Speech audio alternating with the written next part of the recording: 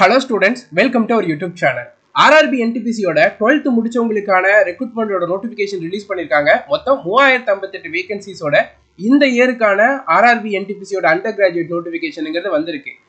தீபாவளி முடிஞ்ச அன்னைக்கு பாத்தீங்கன்னா அக்டோபர் 20ஆம் தேதி உங்களுக்கு கிராஜுவேட் டிகிரி முடிச்சவங்களுக்கான நோட்டிஃபிகேஷன்ன்றது வந்துச்சு.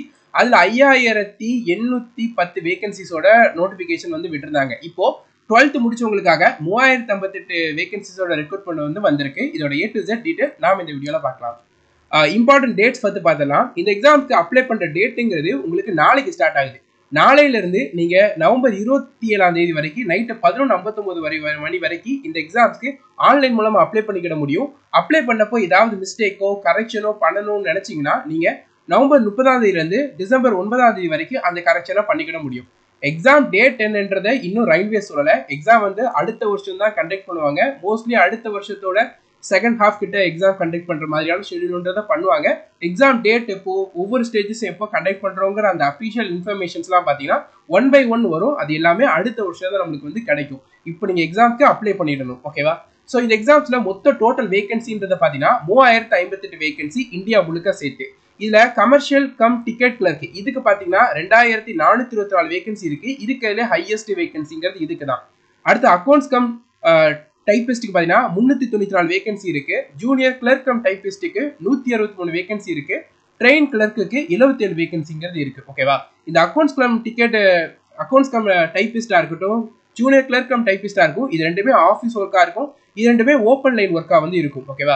இது ரெண்டுத்துலயுமே உங்களுக்கு டிவிஷனல் ஆஃபீஸ்லயோ இல்ல ஒர்க் ஷாப்லயோ இல்ல டிப்போலயோ உங்களுக்கு வந்து போஸ்டிங்ன்றது போடுவாங்க. இது ரெண்டுத்துக்குமே வேகன்சிங்கிறது கொஞ்சம் கம்மியா இருக்கு. ரொம்ப கம்மியா தான் இருக்கு. நிறைய பேர் ப்ரிஃபர் பண்றது இந்த பர்டிகுலர் போஸ்டா தான் இருக்கும். ஏன்னா இதோட ஜாப் ப்ரொஃபைல் ரொம்பவே நல்லா இருக்கும். சென்னையோட வேகன்சி பார்க்கலாம். அதுக்கப்புறம் சதர்ன் இந்தியாவினோட வேகன்சி வந்து பார்த்துலாம். ஓகேவா? ஸோ நீங்க அப்ளை பண்றது ஒரு ஜோனுக்கு மட்டும்தான் அப்ளை பண்ண முடியும். அந்த ஜோன் என்னன்றது சூஸ் பண்ணிட்டு நீங்க அப்ளை பண்ணுங்க. ஏன்னா லைஃப் லாங் அந்த ஜோன்ல தான் நீங்க வேலை பார்க்குற மாதிரி இருக்கும். டிரான்ஸ்ஃபர் இது எல்லாமே அதுக்கு கொஞ்சம் ஈஸியான ப்ராசஸ் கிடையாது. 5ல இருந்து 10 வருஷம் ஒர்க் பண்ணணும், அங்க நீங்க டிரான்ஸ்ஃபர் ஆகணும், இந்த மாதிரியான இதெல்லாம் இருக்கு. சென்னைக்கு பாத்தீங்கன்னா இந்த டைம் வேகன்சி 80 தான். லாஸ்ட் டைமை விட ரொம்பவே கம்மி. இதுல commercial cum ticket clerk 21 vacancy தான் இருக்கு. அக்கௌண்ட்ஸ் கிளர்க் கம் டைபிஸ்டுக்கு 2 வேகன்சி தான் இருக்கு. கோச் ஃபேக்டரியில சதர்ன் ரயில்வேல பாத்தீங்கன்னா 56 வேகன்சி இருக்கு. ட்ரெயின் கிளர்க்கு 1 வேகன்சி தான் இருக்கு. நீங்க தமிழ்நாடுல தான் வேலை பார்க்கணும், சென்னையில இந்த சென்னை ஜோனுக்கு தான் அப்ளை பண்ண போறீங்கன்னா நீங்க எனக்கு ஒர்க் ப்ரொஃபைல் நல்லா இருக்கணும், சாட்டர்டே சண்டே லீவ் கிடைக்கிற மாதிரி இருக்கணும் அப்படின்லாம் ஒரு மைண்ட்ல டார்கெட்டா வச்சிருக்கீங்கன்னா இந்த போஸ்ட்டை ஃபர்ஸ்ட் ப்ரிஃபரன்ஸா போட்டுக்கோங்க. ஓகேவா? ஏன்னா இதான் ரொம்பவே பெஸ்டா இருக்கும். ஓகேவா? கமர்ஷியல் கம் டிக்கெட் கிளர்க்கு 21 வேகன்சிங்கிறது இருக்கு. ஓகேவா? இதுல பாத்தீங்கன்னா உங்களுக்கு வந்து பே லெவல் 3ல வந்து இது வருது. உங்களுக்கு இதோட சேலரி இதுக்கு அலவன்ஸ் நிறையவே வந்து கிடைக்கும். ஓகேவா? எனக்கு சேலரி ரொம்ப இம்பார்ட்டன்ட் அப்படின்னா இதை ப்ரிஃபரன்ஸா போடுங்க. எனக்கு சேலரி வந்து கொஞ்சம் கம்மியா இருந்தாலும் பிரச்சனை இல்லை, ஆனா எனக்கு சாட்டர்டே சண்டே லீவ் கிடைக்கிற மாதிரி ஆப்பர்ச்சுனிட்டிஸ் இருக்கணும், எனக்கு ஜாப் ப்ரொஃபைல் ரொம்ப நல்லா இருக்கணும், ஒரு காமான ஜாப்பா இருக்கணும் அப்படின்னு நினைக்கிறீங்கன்னா அக்கௌண்ட்ஸ் கிளர்க் கம் டைபிஸ்ட் தான் பெஸ்ட். ஓகேவா? ஜூனியர் கிளர்க் கம் டைபிஸ்ட் தமிழ்நாட்டுக்கு இல்ல, அது இருந்துச்சுன்னா இன்னும் ஒரு வாய்ப்பாகவும் இருந்திருக்கும். ட்ரெயின் கிளர்க்கு 1 வேகன்சி தான் இருக்கு. ஓகேவா? திருவனந்தபுரத்துல 86 வேகன்சி இருக்கு. இதுல ட்ரெயின் கிளர்க்கு 3 வேகன்சியும் கமர்ஷியல் கம் டிக்கெட் கிளர்க்கு 83 வேகன்சியும் வந்து இருக்கு. செகந்திராபாத்துக்கு நிறைய வேகன்சி இருக்கு. 222 வேகன்சி வந்து இருக்கு. ஓகேவா? இதுக்குமே கமர்ஷியல் கம் டிக்கெட் கிளர்க்கு தான் நிறைய vacancy, 291 vacancy. Junior clerk cum டைபிஸ்டுக்கு 6 வேகன்சி. ட்ரெயின் கிளர்க்கு 11 வேகன்சி. ட்ரெயின் கிளர்க்கு 4 வேகன்சி. ஜூனியர் கிளர்க் கம் டைபிஸ்டுக்கு 11 வேகன்சிங்கிறது இருக்கு. ஓகேவா? மொத்தம் 17 வேகன்சிங்கிறது இருக்கு ஜூனியர் கிளர்க் கம் டைபிஸ்டுக்கு. இதுக்கு பெட்டர் நம்ம சென்னை ஜோன்ல அப்ளை பண்றது தான் பெட்டரா இருக்கும். ஏன்னா அதுக்கு அக்கௌண்ட்ஸ் கம் டைபிஸ்டோட ஜாப் வேகன்சி நிறையவே இருக்கு. ஓகேவா? அடுத்தது பெங்களூர் படத்துக்கு தான் 54 வேகன்சி இருக்கு. கமர்ஷியல் கம் டிக்கெட் கிளர்க்கு 32 வேகன்சி. அக்கௌண்ட்ஸ் கிளர்க் கம் டைபிஸ்டுக்கு கோச் ஃபேக்டரியில அந்த ரயில்வே இதுல வந்து 2 வேகன்சி. இதுல பாத்தீங்கன்னா 18 வேகன்சியும் இருக்கு. RWFனா வந்து ரயில்வே வீல் ஃபேக்டரி. ஓகேவா? அதுக்கப்புறம் பாத்தீங்கன்னா 54 வேகன்சி. அண்ட் ட்ரெயின் கிளர்க்கு பாத்தீங்கன்னா 2 வேகன்சி வந்து இருக்கு. ஓகேவா? ஸோ நீங்க அப்ளை பண்றவங்க மோஸ்ட்லி தமிழ்நாடு ஜோனை ப்ரிப்பேர் பண்ணிக்கோங்க. சென்னை வந்து ஃபோக்கஸ் பண்ணுங்க. ஏன்னா அதுல வந்து நமக்கு ப்ரிஃபரபிளான இந்த போஸ்ட்டுக்கு நிறைய வேகன்சிங்க வந்திருக்கு. எனக்கு கமர்ஷியல் கம் டிக்கெட் கிளர்க்கு தான் எனக்கு மெயின் டார்கெட்னா செகந்திராபாத் ஜோன் நல்லா இருக்கும். ஆனா அங்க என்னன்னா அங்கதான் வேலை பார்க்குற மாதிரி இருக்கும். டிரான்ஸ்ஃபர் அந்த அளவுக்கு இருக்காது. 5ல இருந்து 10 வருஷம் நீங்க வந்து ஒர்க் பண்ற மாதிரி இருக்கும். அதுக்கப்புறம் தான் லக் பேஸ் பண்ணி அதுக்கப்புறம் உங்களுக்கு ஹையர் அஃபிஷியல் இதெல்லாமே பேஸ் பண்ணியான டிரான்ஸ்ஃபருங்கிறது இருக்கும். அது டீட்டெயிலாக பின்னாடி பார்க்கலாம். டிகிரியோட நோட்டிஃபிகேஷன் வந்துருந்துச்சு. அதை பற்றின டீட்டெயில் வீடியோ ஆல்ரெடி நம்ம யூடியூப் சேனலில் ப்ரொவைட் பண்ணியிருக்கோம். 5810 வேகன்சிஸ் வந்து இருக்கு.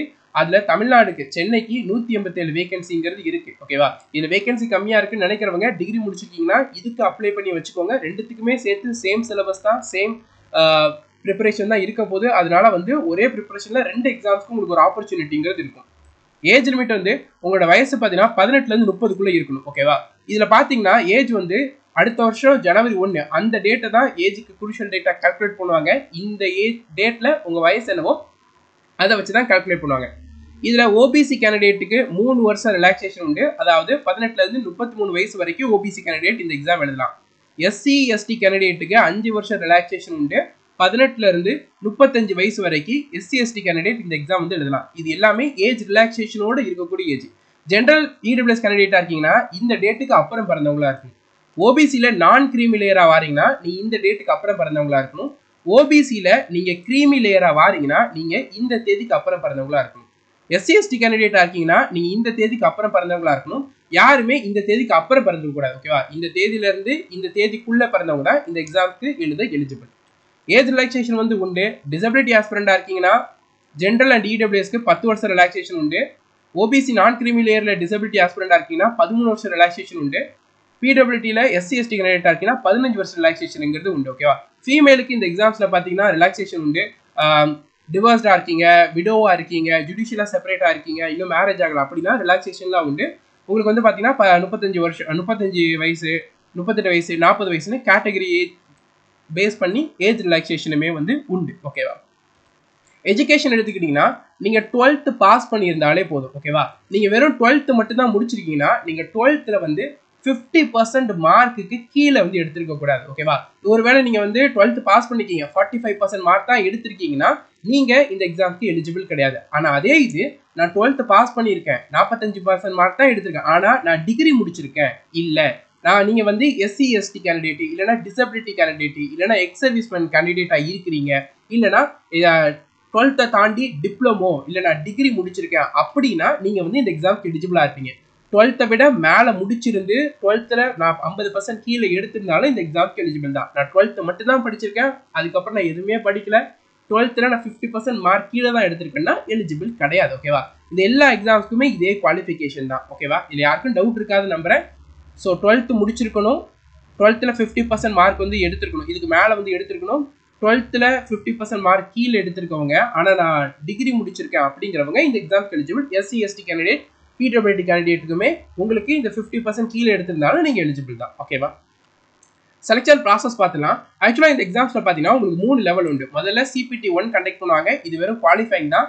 இது முடிச்சு ஒரு வேலைக்கு 15 பேர்னு அடுத்த ஸ்டேஜுக்கு கூட்டு போவாங்க, அது CPT 2ன்னு சொல்லுவோம். இதில் எடுக்கக்கூடிய மார்க் தான் மெரிட்ல ஃபைனலாக கட் ஆஃப் பேஸ் பண்ணுறது இந்த டெஸ்ட்டை வச்சு தான் இருக்கும். இதை குவாலிஃபை பண்ணுறவங்கள பார்த்தீங்கன்னா ஒரு வேலைக்கு 8 பேர்னு டைப்பிங் டெஸ்ட்டு கூட்டு போவாங்க. அந்த டைப்பிங் டெஸ்ட் பார்த்தீங்கன்னா ஒரு சில போஸ்ட்டுக்கு தான் உண்டு, எதுக்குன்றதை பின்னாடி பார்க்கலாம். ஸோ அந்த டைப்பிங் டெஸ்ட்டுக்கு 1:1ங்கிற ரேஷியோவில் அந்த டைப்பிங் டெஸ்ட்டுக்கு 1:8ங்கிற மாதிரி கூட்டிகிட்டு போவாங்க. டைப்பிங் டெஸ்ட் ஒரு வேலைக்கு 8 பேர்னு போய் எழுதுவாங்க. டைப்பிங் டெஸ்ட் முடிஞ்ச உடனே ஒரு ரிசல்ட் விடுவாங்க, document verification and medical examination. அதுக்கு 1:1ங்கிற ரேஷியோவில் கூட்டுவாங்க. அதாவது ஒரு வேலைக்கு ஒருத்தர். நீங்கள் டாக்குமெண்ட் வெரிஃபிகேஷன் மெடிக்கலில் உங்கள் நேம் வந்துட்டாலே உங்களுக்கு ஜாப் கன்ஃபார்ம் தான். ஓகேவா, so document verification and medical முடிஞ்சதுக்கு அப்புறமா ஃபைனல் ரிசல்ட் அண்ட் ஜாயினிங் உங்களுடைய எங்கே போஸ்டிங் பண்ணுறாங்களோ அங்கே உங்களுக்கு போஸ்டிங்ன்றது இருக்கும். ஓகேவா, இதான் கம்ப்ளீட் செலெக்ஷன் ப்ராசஸ். ஸோ இதில் பார்த்தீங்கன்னா ஸ்டேஜ் 1ங்கிறது எல்லா போஸ்ட்டுக்கும் நடக்கும், ஸ்டேஜ் 2ங்கிறது CPT 2 எல்லா போஸ்ட்டுக்கும் உண்டு. ஆனால் டைப்பிங் டெஸ்ட்டுங்கிறது இந்த accounts clerk cum typist and junior clerk cum typist இந்த 2 போஸ்ட்டுக்கு மட்டும் தான் டைப்பிங் டெஸ்ட்டுன்னு உண்டு. டைப்பிங்கோட நாலேஜ் இருந்தால் போதும், டைப்பிங் சர்டிஃபிகேட் கட்டாயம் தேவைன்றது கிடையாது. ஓகேவா, இந்த போஸ்ட் அண்ட் இந்த போஸ்ட்லாம் டைப்பிங்ன்றது கிடையாது. எக்ஸாம் பேட்டர்ன் பார்த்தலாம். இல்லை CPT 1 CPT 2 ரெண்டுத்துக்குமே பார்த்தீங்கன்னா உங்களுக்கு சேம் சப்ஜெக்ட் தான். CPT 1க்கு பார்த்தீங்கன்னா ஜெனரல் அவேர்னஸில் 40 கொஸ்டின், மேக்ஸில் 30 கொஸ்டின், ரீசனிங்கில் 30 கொஸ்டின், மொத்தம் 100 கொஸ்டின், 100 மார்க் எக்ஸாம் நடக்கும். ஒரு கொஸ்டினுக்கு 1 மார்க்னு. இதில் நெகட்டிவ் மார்க் உண்டு, 1/3 மார்க், அதாவது தப்பாச்சுன்னா ஒரு கொஸ்டினுக்கு 0.33 மார்க் பார்த்தீங்கன்னா உங்களுக்கு மைனஸ் ஆகும். எக்ஸாம் வந்து 1.5 மணி நேரம் நடக்கும். இது CPT 1, இது குவாலிஃபைங் பேப்பர். ஓகேவா, இது முடிஞ்ச உடனே தான் ஒரு வேலைக்கு 15 பேர்னு CPT 2 கூட்டு போவாங்க. இதில் ஜெனரல் அவேர்னஸில் 50 கொஸ்டின் கேட்பாங்க, மேக்ஸில் 35 கொஸ்டின், ரீசனிங்கில் 35 கொஸ்டின், மொத்தம் 120 கொஸ்டின். 1.5 மணி நேரம் எக்ஸாம் நடக்கும். ஒரு கொஸ்டினுக்கு 1 மார்க்னு 120 மார்க்குக்கு எக்ஸாம்ங்கிறது நடக்கும். இதுலயுமே நெகட்டிவ் மார்க் உண்டு. 0.33 மார்க் பார்த்தீங்கன்னா உங்களுக்கு ஒவ்வொரு தப்பான கொஸ்டினுக்கும் மைனஸ்ங்கிறது ஆகும். இது ரெண்டுத்துக்குமே பார்த்தீங்கன்னா சேம் சிலபஸ் தான். இதுதான் சிலபஸ். ஓகேவா? நாம இந்த 2 சப்ஜெக்ட்டுக்கும் இந்த 2 எக்ஸாமுக்கும் என்ன படிக்கணுங்கிறத டீடைல்டா உங்களுக்கு சிலபஸ், வெயிட்டேஜ், பெஸ்ட் புக் என்ன, ப்ரீவியஸ் இயர் கட் ஆஃப் என்னன்னு டீடைல்டா அனலைஸ் பண்ணி இந்த வீடியோல ப்ரொவைட் பண்ணியிருக்கோம். இந்த வீடியோக்கான லிங்க் மேல ஐகார்ட் லிங்க் டிஸ்கிரிப்ஷன்ல தரோம். இந்த வீடியோ பார்த்துருக்கேன். இந்த வீடியோல இந்த எக்ஸாமோட எக்ஸாம் பேட்டர்ன் அண்ட் சிலபஸ்ல என்னென்ன டாபிக் படிக்கணும், அந்த ஒவ்வொரு டாபிக்லயும் எத்தனை நம்பர் ஆஃப் கொஸ்டின் கேட்பாங்க, அந்த டாபிக்ஸ் எந்த புக்ல இருந்து படிக்கணும், ப்ரீவியஸ் இயர்ல எவ்வளவு கட் ஆஃப் வச்சிருக்காங்க, இப்போ எவ்வளவு டார்கெட் வந்து நம்ம பண்ணணும்ட்டு கிராஜுவேட் அண்ட் அண்டர் கிராஜுவேட் ரெண்டுத்துக்கும் சேர்த்தே தான் இந்த வீடியோ ப்ரொவைட் பண்ணியிருக்கோம். இந்த வீடியோ பாருங்க. இந்த எக்ஸாமுக்கு இந்த சிபிடி 1 இருக்கட்டும், சிபிடி 2 இருக்கட்டும், இந்த ரெண்டுத்துக்குமே உங்களுக்கு கிளாஸஸ்ங்கிறது இந்த கோர்ஸ்ல கவர் பண்ணியிருப்போம். ரீசனிங், மேக்ஸ் அண்ட் ஜென்ரல் அவேர்னஸ்னு இந்த 3 ஃபோல்டர்ல சிபிடி 1 அண்ட் 2க்கான சிலபஸ்ங்கிறது கவர் ஆயிரும். எல்லாமே பேசிக் லெவல்ல இருந்து அட்வான்ஸ் லெவல் வரைக்கும் டீச் பண்ணியிருப்போம். ஒவ்வொரு டாபிக்குக்கும் தனித்தனி வீடியோஸ் உண்டு. அந்த டாபிக்கு டெஸ்ட்டுமே உண்டு. ரெக்கார்டட் கிளாஸஸ், பிடிஎஃப் நோட்ஸ் உங்களுக்கு ப்ரொவைட் பண்ணிடுவோம். உங்களுக்கு சப்ஜெக்ட்ல வரக்கூடிய டவுட், ப்ரிப்பரேஷன்ல வரக்கூடிய டவுட் எல்லாமே ஆப்ல சாட் செக்ஷன் மூலமா உங்களுக்கு கிளியர்ன்றதை பண்ணிடுவோம். இந்த ரயில்வே எக்ஸாம்ஸ்க்கான டெய்லி என்னென்ன படிக்கணுங்கிற ஷெட்யூல் நவம்பர் 1ஆம் தேதியில இருந்து நம்மளுடைய ஆப்ல ஸ்டார்ட் ஆயிடும். ஸோ நான் என்டிபிசி எக்ஸாம் நீங்க கிளியர் பண்ணணும், கிராஜுவேட்டா இருக்கட்டும், அண்டர் கிராஜுவேட்டா இருக்குன்னா இந்த கோர்ஸ்ல ஜாயின் பண்ணிக்கோங்க. கீழே டிஸ்கிரிப்ஷன் லிங்க் இருக்கு. நவம்பர் 1ஆம் தேதியில இருந்து டெய்லி என்னென்ன படிக்கணும், டெய்லி என்னென்ன டெஸ்ட் அட்டன் பண்ணணும்லாம் சொல்லிடுவோம். அதை இந்த கோர்ஸ்ல இருந்து நீங்க கவர் பண்ணணும். ஓகேவா? கம்ப்ளீட் கைடன்ஸ் இந்த எக்ஸாம் கிளியர் பண்றதுக்கு என்ன தேவையோ அது எல்லாமே ப்ரொவைட் பண்ணுவோம். நீங்க என்டிபிசி கிளியர் பண்றதுக்கு நம்மளுடைய இந்த ஒரு கோர்ஸ்ல ஜாயின் பண்ணிக்கிட்டா மட்டும் போதும். உங்களால நிச்சயமா என்டிபிசி கிளியர் பண்ணிடலாம். டைப்பிங் டெஸ்ட்டை பார்க்கலாம். டைப்பிங்கை பொறுத்த வரைக்கும் இங்கிலீஷ்ல உங்களுக்கு பர் 30 வேர்ட்ஸ் பர் மினிட்ங்கிற இந்த ஸ்பீட் வந்து இருக்கணும். ஹிந்தியை பொறுத்த வரைக்கும் 25 வேர்ட்ஸ் பர் மினிட்ங்கிறது இருக்கணும். நீங்க எல்லாருமே கட்டாயம் இங்கிலீஷ் டைப் ரைட்டிங் வந்து கத்துருந்துருப்பீங்க. கத்துக்கலன்னா இப்போல இருந்து கத்துக்கிட ஸ்டார்ட் பண்ணுங்க. சர்டிபிகேட் தேவையில்ல, ஆனா நாலேஜ் கட்டாயமா தேவை. இந்த டைப்பிங் டெஸ்ட் குவாலிஃபை பண்றதுக்கு ஈஸியா உங்களால குவாலிஃபை பண்ணிடலாம். ஒரு 4 மாசம் சின்சியரா டெய்லி 1 hour நீங்க டைப்பிங் கத்துக்கிட்டீங்கன்னா ஈஸியா இந்த பேப்பர் வந்து குவாலிஃபை பண்ணிடலாம். பெரிய டிஃபிகல்ட்டி கிடையாது, இதுக்கு மார்க் கிடையாது. ஜஸ்ட் குவாலிஃபை பண்ணா மட்டும் போதும். செலெக்ஷனுங்கிறது சிபிடி 2ஓட அந்த 120 மார்க்கை பேஸ் பண்ணி தான் போட போறாங்க. மெடிக்கல் ஸ்டாண்டர்ட் பார்த்தலாம். ஆக்சுவலா இதுல A3ங்கிற மெடிக்கல் ட்ரெயின் கிளர்க்கு வந்து பார்ப்பாங்க. B2ங்கிற மெடிக்கல் பார்த்தீங்கன்னா கமர்ஷியல் கம் டிக்கெட்ஸ் கிளர்க்கு பார்ப்பாங்க. C2ங்கிற மெடிக்கல் பார்த்தீங்கன்னா உங்களுக்கு accounts and junior clerk cum டைபிஸ்ட்ங்கிற இந்த போஸ்ட்டுக்கு பார்ப்பாங்க. இதுல பாத்தீங்கன்னா இந்த எல்லா போஸ்ட்டுக்குமே ஸ்பெக்ஸ்ங்கிறது அலவுட் தான். நீங்க ஸ்பெக்ஸ் போட்டிருக்கீங்கன்னா தாராளமா இந்த போஸ்ட்டுக்கு எல்லாத்துக்குமே எலிஜிபிள் தான். அதனால ஸ்பெக்ஸ் போட்டிருக்கவங்க இதுல ஏதாவது போஸ்ட்டுக்கு எலிஜிபிளா இருக்க மாட்டேன்னு நினைச்சிட்டு அப்ளை பண்ணாம இருக்காதீங்க. எல்லா போஸ்ட்டுக்கும் நீங்க எலிஜிபிள் தான். So with or without classes உங்களுக்கு இந்த இதுல பார்க்க முடிஞ்சாலே நீங்க எலிஜிபிள் தான். அதுக்கப்புறமா இந்த A3ங்கிறது ட்ரெயின் கிளர்க்கு போஸ்ட்டுக்கு நீங்க எழுத ஆசைப்படுறீங்கன்னா உங்களுக்கு colour vision, binocular vision, night vision, myopic vision இந்த டெஸ்ட் எல்லாம் பாஸ் பண்ணணும். இந்த ப்ராப்ளம்லாம் உங்களுக்கு இருக்கக்கூடாது. ஓகேவா? B2ங்கிறது பாத்தீங்கன்னா உங்களுக்கு கமர்ஷியல் கம் டிக்கெட் கிளர்க். இதுக்கு பாத்தீங்கன்னா உங்களுக்கு வந்து ஸ்பெக்ஸ் போட்டுக்கலாம். ஸ்பெக்ஸை போட்டுக்கிட்டே பக்கத்தில் உள்ளது படிக்கிற அளவுக்கான அந்த எபிலிட்டி இருக்குனாலே போதுமானதுதான். C2 பொறுத்த வரைக்கும் accounts and junior clerk cum typist specs போட்டுக்கலாம், ப்ராப்ளமே கிடையாது, எலிஜிபிள் தான். விஷனோட கரெக்ஷன், நான் லேசிக் பண்ணியிருக்கேன், நான் எலிஜிபிளா இல்லையா? ஆக்சுவலா ட்ரெயின் கிளர்க்கு இருக்கா, இந்த போஸ்ட்டுக்கு லேசிக் பண்ணவங்க எலிஜிபிளே கிடையாது. ஓகேவா? அதனால நீங்க லேசிக் பண்ணிருக்கீங்கன்னா நீங்க இந்த போஸ்ட்டுக்கு எலிஜிபிள் கிடையாது. ஸ்பெக்ஸ் போட்டிருந்தா கூட எலிஜிபிள், ஆனா லேசிக் பண்ணிருந்தீங்கன்னா எலிஜிபிள் கிடையாது. கமர்ஷியல் கம் டிக்கெட் கிளர்க்கு இருக்கா, இந்த போஸ்ட்டை பொறுத்த வரைக்கும் நீங்க லேசிக் பண்ணிருக்கீங்கன்னா எலிஜிபிள் தான். ஆனா இந்த ப்ராப்ளம்லாம் இருக்கக்கூடாது. என்னதுனா நீங்க லேசிக் பண்ணனால உங்களுக்கு சைடு எஃபெக்ட் எதுவோ இல்லைன்னா உங்களுக்கு லேசிக் பண்ணனால ஃபர்தரா ஏதாவது ஒரு டிசீஸோ வந்து வந்திருக்க கூடாது. அப்படி வந்துருந்துச்சுன்னா நீங்க எலிஜிபிள் கிடையாது.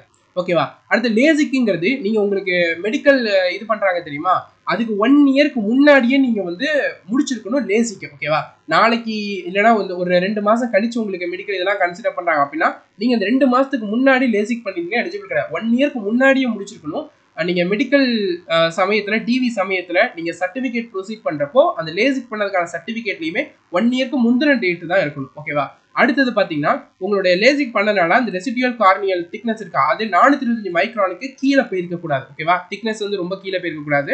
அதுக்கப்புறம் பாத்தீங்கன்னா ஃபண்டஸ், அதாவது அந்த ஐயோட பேக் சைடு இருக்குல்ல, அதுல எந்த விதமான ப்ராப்ளமும் இருந்திருக்கூடாது. பேசிக்கா லேசிக் பண்ணதுனால இந்த இஷ்யூலாம் இல்லாம இருந்துச்சுன்னா நீங்க இந்த commercial cum ticket clerk eligible. C2 பொறுத்த வரைக்கும் லேசிக் பண்ணியிருந்தா எலிஜிபிள் தான், எந்த விதமான கண்டிஷனுமே கிடையாது. எது பெஸ்ட் போஸ்டா இருக்கும், எது பெஸ்ட் ஜோனா இருக்குன்னு பார்க்கலாம். பெஸ்ட் ஜோனை பொறுத்த வரைக்கும் சென்னைக்கு 80 வேகன்சி இருக்கு, திருவனந்தபுரத்துக்கு 86 வேகன்சி இருக்கு, பெங்களூருக்கு 54 வேகன்சி இருக்கு, செகந்திராபாத்துக்கு 272 வேகன்சி இருக்கு.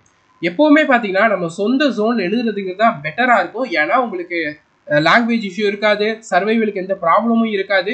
ஃபியூச்சரில் ஒரு 5லேருந்து 10 வருஷம் நீங்கள் வேறு ஜோனில் வேலை பார்த்து அதுக்கப்புறம் வர அந்த எந்த இஷ்யூமே இருக்காது. முழுக்க முழுக்க நீங்கள் தமிழ்நாட்டில் வேலை பார்க்குற மாதிரி இருக்கும். அதனால் எப்போவுமே உங்களுடைய சொந்த ஜோனான சென்னையவே ஃபஸ்ட்டு ப்ரிஃபரன்ஸாக வச்சு அதுக்கு மட்டுமே அப்ளைங்கிறது பண்ணுங்கள். 2 ஜோனுக்கு நம்மளால் அப்ளை பண்ண முடியாது.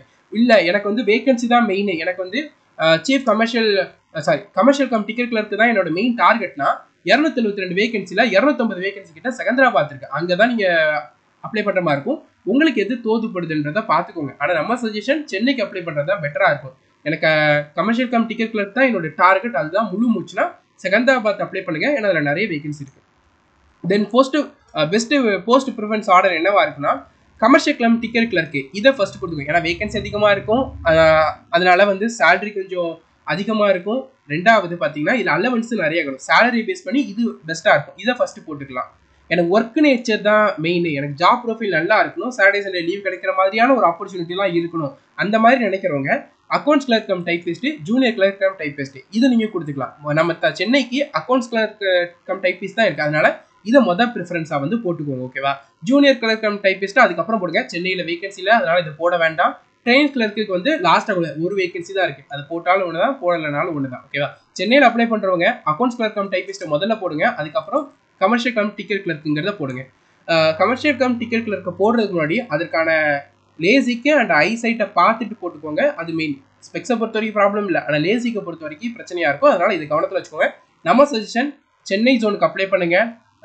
ப்ரிஃபரன்ஸ்ல first accounts clerk cum typist இந்த போஸ்ட்டை முதல்ல போடுங்க. அதுக்கப்புறம் சீஃப் கமர்ஷியல் கிளர்க் நீங்கள் எலிஜிபிளாக இருந்தால் போட்டுக்கோங்க, ட்ரெயின்ஸ் கிளர்க் நீங்கள் எலிஜிபிளாக இருந்தால் போட்டுக்கோங்க. ஸோ இந்த எக்ஸாம்ஸோட டிசபிலிட்டி உள்ளவங்க யாரெல்லாம் எலிஜிபிள்? ஆக்சுவலாக டிசபிலிட்டியை பொறுத்த வரைக்கும் கமர்ஷியல் கம் டிக்கெட் கிளர்க்கு விஷுவல் இம்பேர்டாக இருந்தால் நீங்கள் எலிஜிபிள் கிடையாது. ஓகேவா? டெஃப், அது ஹார்ட் ஆஃப் ஹியரிங் அது இருந்தால் எலிஜிபிள் தான். அதுக்கப்புறம் ஒன் லெக் அஃபெக்டடாக இருந்தீங்கன்னா எலிஜிபிள் தான். ஓகேவா? அதுக்கப்புறம் அக்கௌண்ட்ஸ் கிளர்க் கம் டைப்பிஸ்ட்டுக்கு லோ விஷன் இருந்தால் எலிஜிபிள் தான், டெஃபாக இருந்தாலும் எலிஜிபிள் தான். எல்லா டிசபிலிட்டியும் எலிஜிபிளாக இருக்கிற மாதிரி தான் இருக்கும். ஜூனியர் கிளர்க் கம் டைப்பிஸ்ட்டுக்கும் மாதிரி தான், எல்லா டிசபிலிட்டி உள்ளவங்களும் எலிஜிபிளாக இருப்பீங்க. உங்கள் டிசபிலிட்டி கேட்டகரியில் இருக்கான்னு மட்டும் ஒரு டைம் செக் பண்ணிக்கோங்க. ட்ரெயின் கிளர்க்கு பார்த்தீங்கன்னா விஷுவலி இம்பேர்டு அவங்க எலிஜிபிள் கிடையாது. ஹார்ட் ஆஃப் ஹியரிங் உள்ளவங்க எலிஜிபிள் தான். One arm, one leg, acid அந்த அஃபெக்ட் ஆனவங்க, இந்த டிசபிலிட்டி உள்ளவங்க தான் டிசபிலிட்டி கேட்டகரியில் எலிஜிபிள் தான். ஓகேவா? உங்கள் டிசபிலிட்டி அந்த பர்டிகுலர் போஸ்ட்டுக்கு எலிஜிபிளாக இருக்கான்னு பார்த்து ப்ரிஃபரன்ஸில் போடுங்க. ஏன்னா செலக்ட் ஆகிறப்போ நீங்கள் அந்த இதில் எலிஜிபிளாக இல்லைன்னா ரிஜெக்ட் பண்ணிடுவாங்க. ட்ரான்ஸ்ஃபர் பாலிசியை பற்றி பார்க்கலாம். முதல்ல நீங்கள் எந்த ஜோனில் அப்ளை பண்ணி எதில் கிளியர் பண்ணுறீங்களோ அந்த ஜோனில் தான் உங்களுக்கு ஜாப்ன்றது இருக்கும். ஓகேவா? ட்ரான்ஸ்ஃபருங்கிறத நீங்கள் ஜாயின் பண்ணணும்னு டிமாண்ட்லாம் பண்ண முடியாது.